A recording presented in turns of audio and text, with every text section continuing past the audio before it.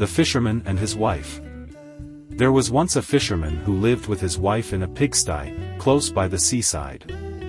The fisherman used to go out all day long fishing, and one day, as he sat on the shore with his rod, looking at the sparkling waves and watching his line, all on a sudden his float was dragged away deep into the water, and in drawing it up he pulled out a great fish. But the fish said, "Pray let me live. I am not a real fish, I am an enchanted prince, put me in the water again, and let me go." "Oh, ho," said the man, "you need not make so many words about the matter, I will have nothing to do with a fish that can talk, so swim away, sir, as soon as you please." Then he put him back into the water, and the fish darted straight down to the bottom, and left a long streak of blood behind him on the wave. When the fisherman went home to his wife in the pigsty, he told her how he had caught a great fish, and how it had told him it was an enchanted prince, and how, on hearing it speak, he had let it go again. "Did not you ask it for anything?" said the wife. "We live very wretchedly here, in this nasty dirty pigsty. Do go back and tell the fish we want a snug little cottage." The fisherman did not much like the business, however, he went to the seashore, and when he came back there the water looked all yellow and green. And he stood at the water's edge, and said, "O man of the sea, hearken to me. My wife Ilsebil will have her own will, and hath sent me to beg a boon of thee." Then the fish came swimming to him, and said, "Well, what is her will? What does your wife want?" "Ah," said the fisherman, "she says that when I had caught you, I ought to have asked you for something before I let you go. She does not like living any longer in the pigsty, and wants a snug little cottage." "Go home, then," said the fish, "she is in the cottage already." So the man went home, and saw his wife standing at the door of a nice trim little cottage.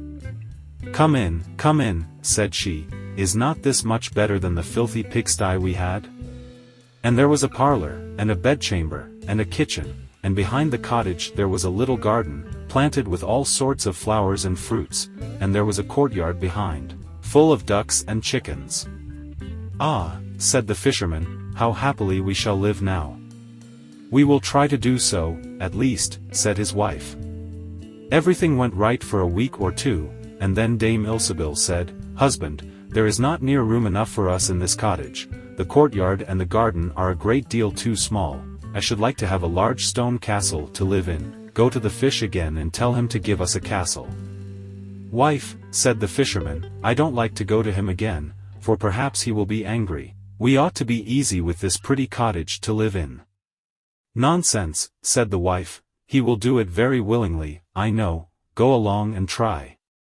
The fisherman went, but his heart was very heavy, and when he came to the sea, it looked blue and gloomy, though it was very calm, and he went close to the edge of the waves, and said, "O man of the sea, hearken to me. My wife Ilsebil will have her own will, and hath sent me to beg a boon of thee." "Well, what does she want now?" said the fish. "Ah," said the man, dolefully, "my wife wants to live in a stone castle."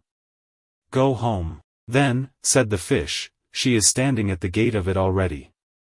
So away went the fisherman, and found his wife standing before the gate of a great castle. "See," said she, "is not this grand?"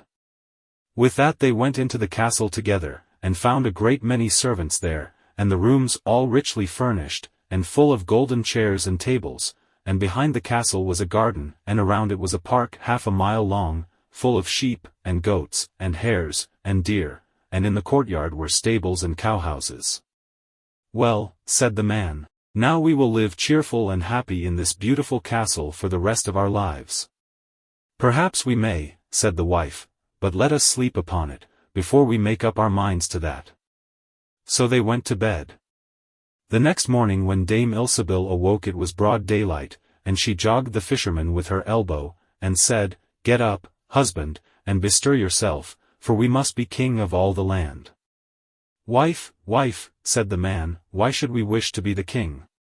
I will not be king." "Then I will," said she. "But, wife," said the fisherman, "how can you be king? The fish cannot make you a king." "Husband," said she, "say no more about it, but go and try. I will be king." So the man went away quite sorrowful to think that his wife should want to be king.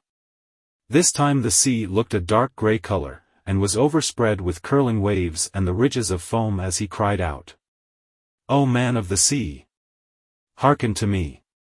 My wife Ilsebil will have her own will, and hath sent me to beg a boon of thee." "Well, what would she have now?" said the fish. "Alas," said the poor man, "my wife wants to be king." "Go home," said the fish, "she is king already."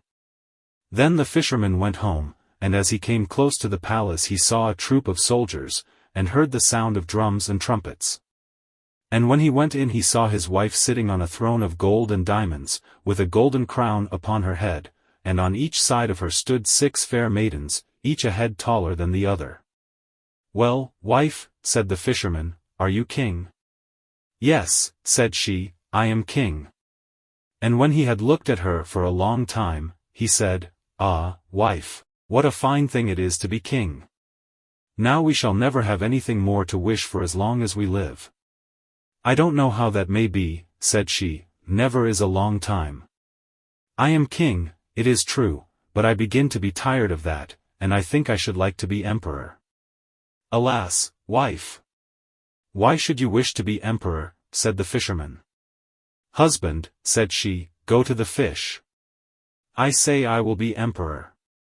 "Ah, wife," replied the fisherman, "the fish cannot make an emperor, I am sure, and I should not like to ask him for such a thing."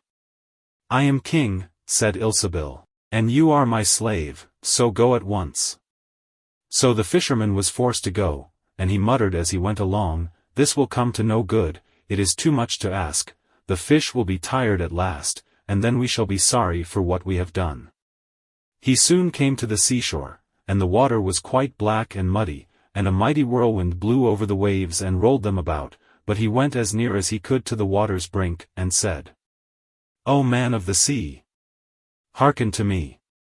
My wife Ilsebil will have her own will, and hath sent me to beg a boon of thee." "What would she have now?" said the fish. "Ah," said the fisherman, "she wants to be emperor." "Go home," said the fish, "she is emperor already." So he went home again, and as he came near he saw his wife Ilsebil sitting on a very lofty throne made of solid gold, with a great crown on her head full 2 yards high, and on each side of her stood her guards and attendants in a row, each one smaller than the other, from the tallest giant down to a little dwarf no bigger than my finger. And before her stood princes, and dukes, and earls, and the fisherman went up to her and said, "Wife, are you emperor?" "Yes," said she, "I am emperor." "Ah," said the man, as he gazed upon her, "what a fine thing it is to be emperor." "Husband," said she, "why should we stop at being emperor? I will be pope next." "Oh wife, wife," said he, "how can you be pope? There is but one pope at a time in Christendom." "Husband," said she, "I will be pope this very day." "But," replied the husband, "the fish cannot make you pope." "What nonsense," said she, "if he can make an emperor, he can make a pope, go and try him." So the fisherman went. But when he came to the shore the wind was raging and the sea was tossed up and down in boiling waves, and the ships were in trouble, and rolled fearfully upon the tops of the billows. In the middle of the heavens there was a little piece of blue sky, but towards the south all was red, as if a dreadful storm was rising. At this sight the fisherman was dreadfully frightened, and he trembled so that his knees knocked together, but still he went down near to the shore, and said, "O man of the sea! Hearken to me. My wife Ilsebil will have her own will, and hath sent me to beg a boon of thee."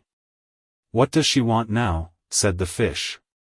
"Ah," said the fisherman, "my wife wants to be pope." "Go home," said the fish, "she is pope already." Then the fisherman went home, and found Ilsebil sitting on a throne that was 2 miles high. And she had 3 great crowns on her head, and around her stood all the pomp and power of the church. And on each side of her were 2 rows of burning lights, of all sizes, the greatest as large as the highest and biggest tower in the world, and the least no larger than a small rushlight. "Wife," said the fisherman, as he looked at all this greatness, "are you Pope?" "Yes," said she, "I am Pope." "Well, wife," replied he, "it is a grand thing to be Pope, and now you must be easy, for you can be nothing greater." "I will think about that," said the wife. Then they went to bed, but Dame Ilsebil could not sleep all night for thinking what she should be next.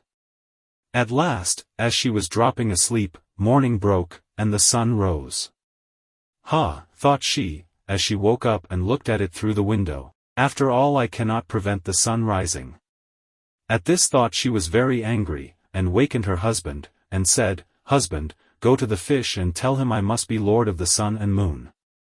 The fisherman was half asleep, but the thought frightened him so much that he started and fell out of bed.